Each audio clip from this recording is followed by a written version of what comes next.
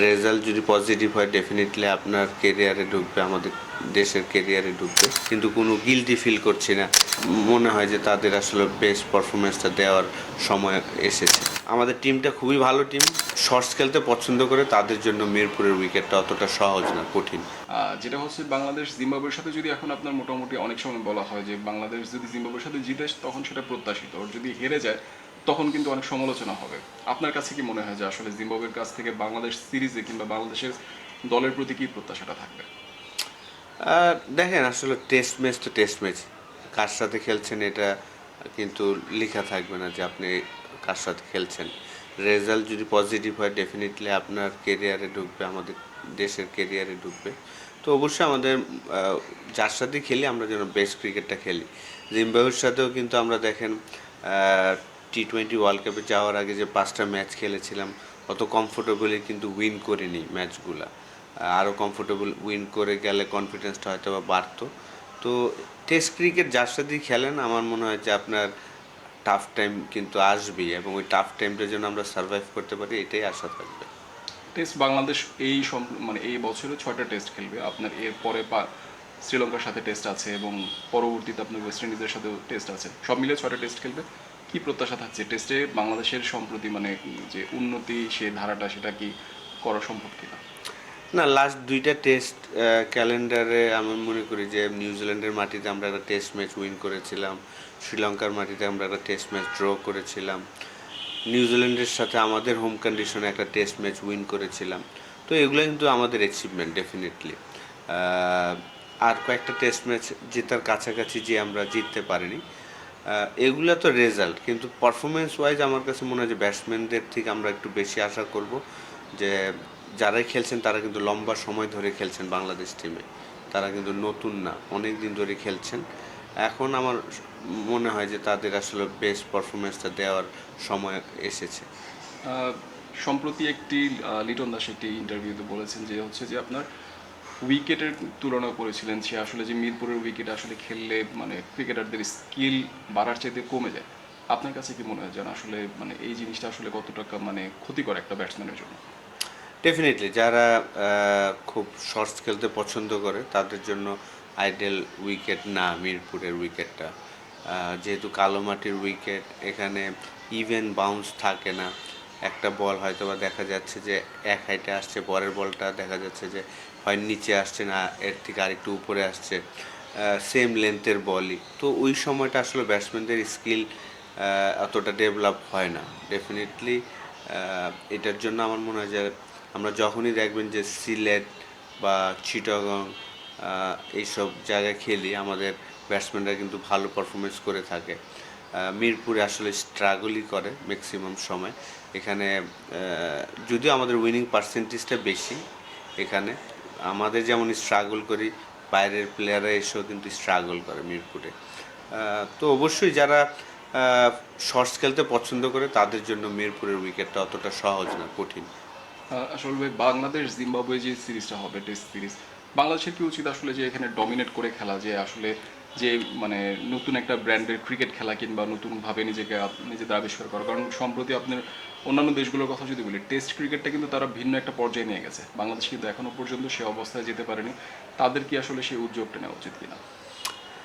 না, দেখেন, session by session খেলা উচিত, এক বল অ্যাট এ টাইম। আপনার জিম্বাবুয়ের সাথে খেলছেন না কার সাথে খেলছেন এটা না চিন্তা করে জাস্ট বল খেলছি, একটা বলার বল করবো, ওই বলটা আমি ফেস করব, ব্যাটসম্যানকে বল করব, রাইট চ্যানেলে বল করব।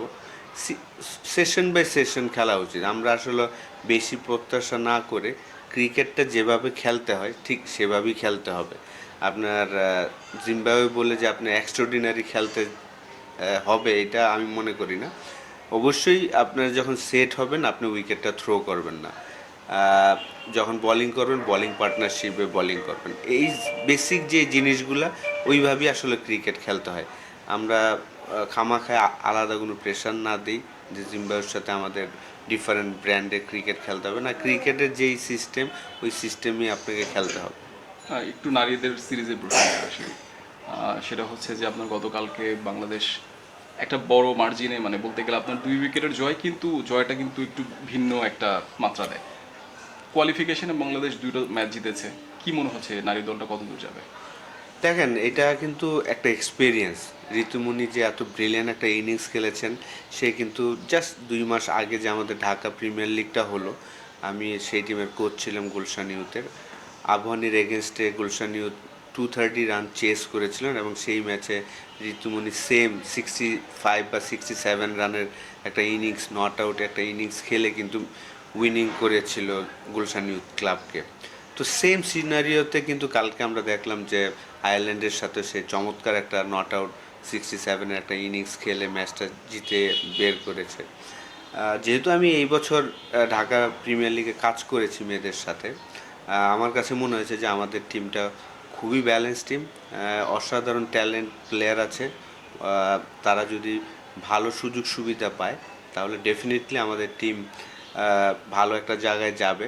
তো এই মুহূর্তে যেহেতু আমরা নকআউট স্টেজে খেলতে গিয়েছি কোয়ালিফাই করার জন্য, ডেফিনেটলি আমি আশা করব যে এই ম্যাচটা তাদের আলাদা একটা কনফিডেন্স দিবে। নেক্সট 2টা ম্যাচ আমি মনে করি খুব ইম্পর্টেন্ট, পাকিস্তান এবং ওয়েস্ট ইন্ডিজের সাথে যখন খেলবো।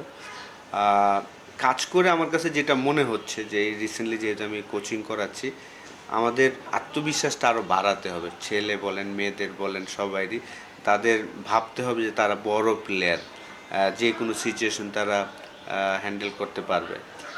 যেহেতু আয়ারল্যান্ডের সাথে এই রানটা চেস করেছে, এই এক্সপিরিয়েন্সটা কিন্তু আমাদের প্লেয়ারদের, বিশেষ করে ঋতুমণির একটা ছিল, যে 2 মাস আগে আবহানিকে সে একটা ব্রিলিয়ান্ট একটা নট আউট একটা ইনিংস খেলে ম্যাচ জিতিয়েছিল। তো যখনই আপনি যে কোনো জায়গায় খেলেন, আমি মনে করি যে আপনার এই এক্সপিরিয়েন্সগুলো কাজে দেয়। তো আমাদের টিমটা খুবই ভালো টিম। আমি বিশ্বাস করি তারা যদি বিশ্বাস করে নিজেদের প্রতি, তাহলে প্রত্যেকটা ম্যাচই তারা জিতে এবং কোয়ালিফাই করতে পারবে। এখন ভাই লাস্ট প্রশ্ন, সেটা হচ্ছে আপনি মেয়েদের মানে কোচিং করানো থেকে শুরু করে যাবতীয় এখন যেহেতু কোচিং ক্যারিয়ারে আছেন, তাদেরকেও আপনি কাছ থেকে দেখেছেন, বাংলাদেশের মানে ব্যাটিংটা কি আগে থেকে ইমপ্রুভ হয়েছে কিনা?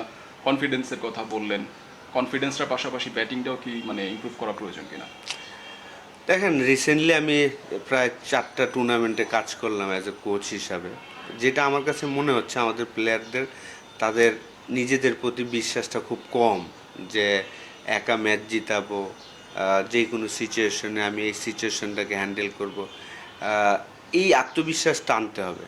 আর এটা যদি আপনি নিজেকে বড় প্লেয়ার না মনে করেন, তাহলে আসলে আপনি টাফ টাইম সারভাইভ করতে পারবেন না।